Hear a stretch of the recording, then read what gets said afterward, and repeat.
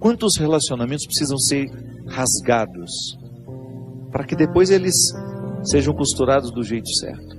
Fazer cair por terra todas as ilusões que nós temos do outro, ou todas as pretensões que nós julgamos em cima do outro. Não, o outro não tem que corresponder às minhas expectativas. O outro tem de ser ele. E se por acaso houve uma empatia comigo, ali construímos uma relação de amizade, se não, uma relação de respeito só. Mas é preciso rasgar. Nós precisamos viver o enfrentamento. O enfrentamento que depois vai provocar uma libertação em nós. Enfim, a vida sempre vai nos pedir uma observação. A vida sempre vai pedir de nós calma, paciência, porque com pressa nós passamos por cima de todas essas necessidades e não somos capazes de reconhecê-las. Tudo tem seu tempo, há um momento oportuno para cada coisa debaixo do céu. Tempo de nascer, tempo de morrer, tempo de plantar, tempo de arrancar o que foi plantado, tempo de matar, tempo de curar, tempo de destruir, tempo de construir, tempo de chorar, tempo de rir, de lamentar, de dançar, tempo de espalhar pedras e tempo de as ajuntar. Tempo de abraçar e tempo de afastar-se dos abraços. Tempo de procurar, tempo de perder. Tempo de guardar, tempo de jogar fora. Tempo de rasgar e tempo de costurar. Tempo de calar e tempo de falar.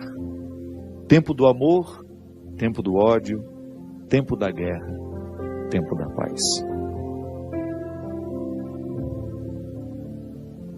Muitas vezes nós matamos a nossa vida, ou matamos a oportunidade de viver bem, porque nós não somos capazes de fazer a leitura correta do que o tempo está nos pedindo.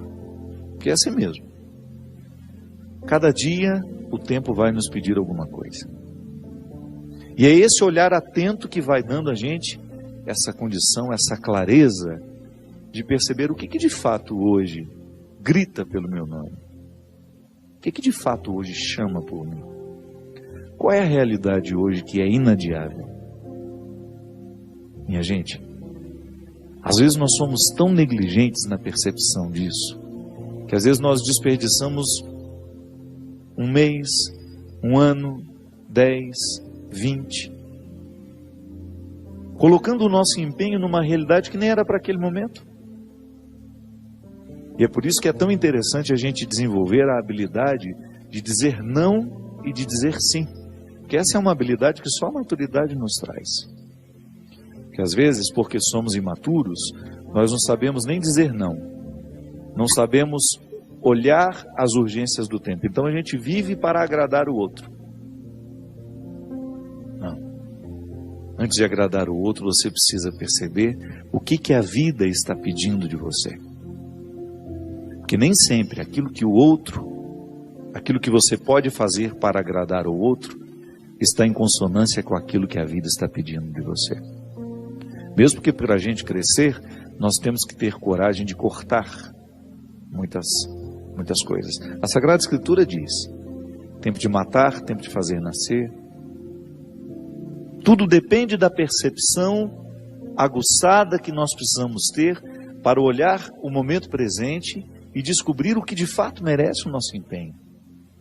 Quantas vezes eu na minha vida me empenhei no lugar errado, na questão errada. E depois não tem como ser feliz. Não tem como eu descobrir um contentamento sabendo que o meu empenho não foi onde deveria ter me empenhado.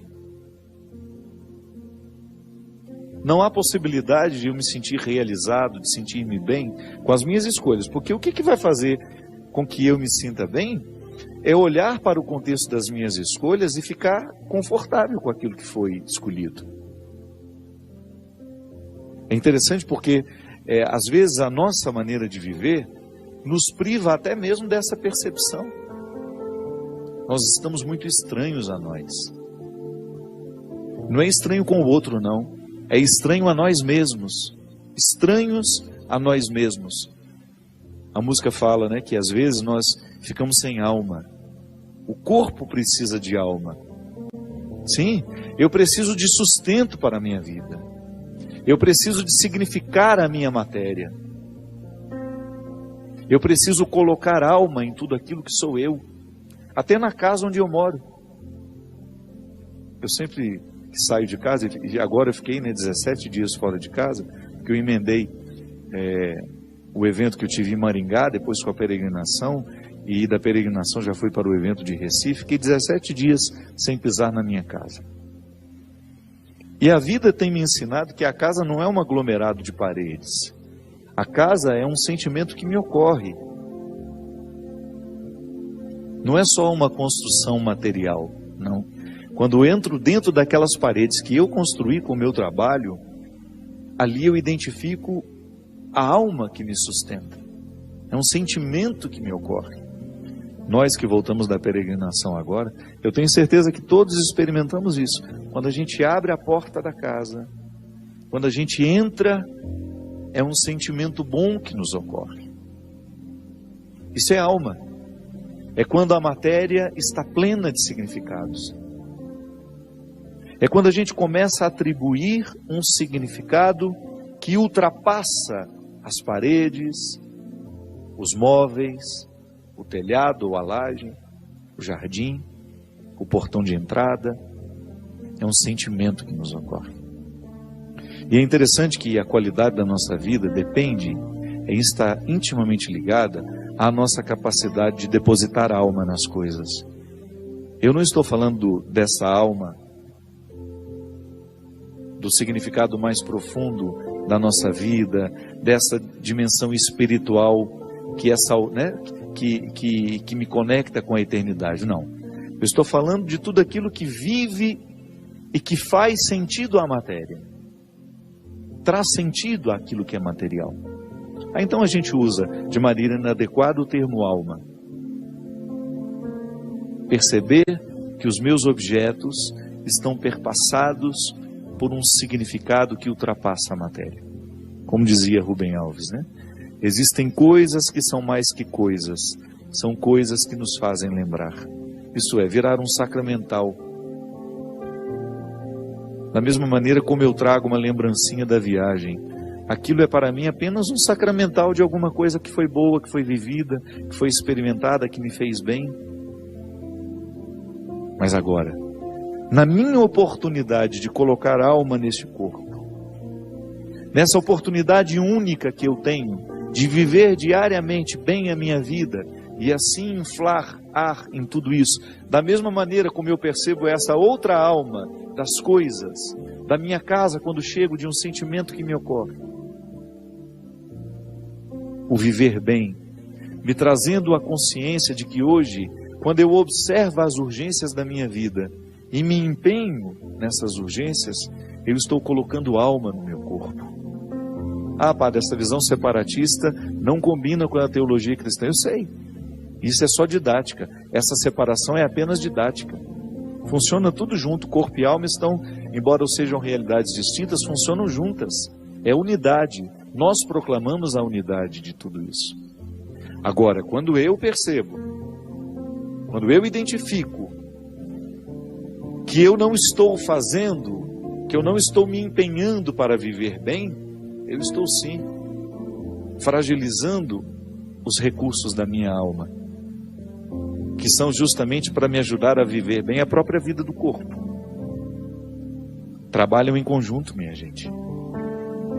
E nós muitas vezes negligenciamos a observância do tempo, como na Escritura que diz.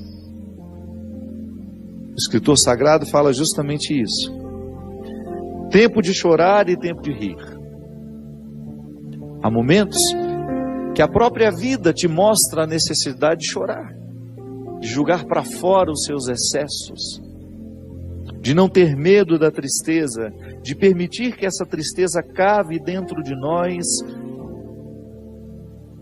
as suas riquezas e que nos ajude a encontrar a pedra preciosa que só o sofrimento poderia nos levar a conhecer. Depois vem o riso. O riso não nasce por acaso. A gente já cantava aquela música também, né? Ando devagar porque já tive pressa e trago esse sorriso porque já chorei demais. O sorriso é o resultado da lágrima bem chorada. O sorriso é o resultado final de um processo de luta que nós estabelecemos, de observar dia a dia qual é o empenho que aquele dia me pede, o que hoje eu preciso fazer para ter o direito do sorriso amanhã. E é bom, você sabe por quê? Porque à medida em que nós estamos passando o perrengue, sabendo que ele será construtivo, já nascem pequenos sorrisos ao longo desse processo. Quando a gente fala de um sorriso final, é apenas a metáfora de um processo bem feito, bem vivido. Tempo de abraçar, tempo de se afastar. Quanto sofrimento, né? Em perceber o distanciamento como necessário ao crescimento do outro. É aquele filho que vai embora para estudar. Não dá para reter filhos. Por isso que é tempo de abraçar, é tempo de cuidar, é tempo de estar junto. E vai chegar um momento em que esse afastamento será necessário para o próprio curso da vida. Depois volta. Mas num primeiro momento a gente precisa do distanciamento. É a urgência do dia. Chegou a época, é preciso estudar. É preciso buscar um futuro fora daqui. Minha gente, quando nós observamos o movimento do tempo e as suas urgências, a gente entra dentro do contexto de uma sabedoria irrenunciável à nossa realização humana. Tempo de rasgar, tempo de costurar. Se a gente não tem coragem, muitas vezes, de rasgar algumas realidades, depois jamais conseguiremos viver a libertação dela. Hoje eu até escrevi sobre isso. Muitas vezes nós lamentamos perder. E quando na verdade a gente vai observar aquilo que a gente perdeu, não foi perda, foi libertação. Maravilhas fez conosco o Senhor.